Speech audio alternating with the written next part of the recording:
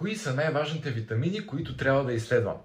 Добър въпрос. Това са 5-те най-важни витамини, макро и микроелементи, които задължително трябва да следиш, особено ако се събуждаш изморен и бъркаш дефицитите им с преумора от стрес и работа. Изгледай видеото до края, за да научиш как да си ги направиш възможно най-евтино. Номер 1.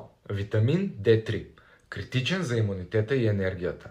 Когато нивата му са ниски, тялото буквално превключва на авариен режим, а над 70% от българите са в дефицит. Номер 2. Витамин B12.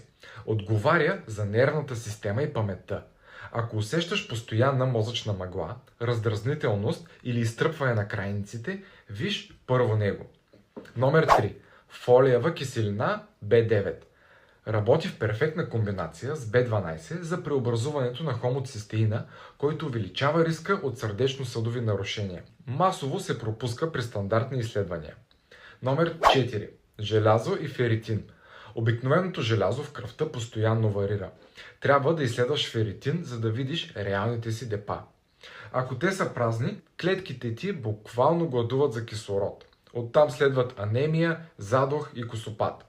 И номер 5. Магнезий. Горивото за над 300 процеса в организма ни и клетъчната ни енергия.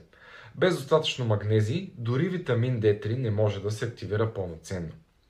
Спрете да гадаете по симптоми и проверете данните. До края на юни може да се изследвате за витаминни дефицити и анемия с 20% отстъпка в лаборатории Синево. А ако темата за здраве и дълголетие ви вълнува, последвайте ме за още.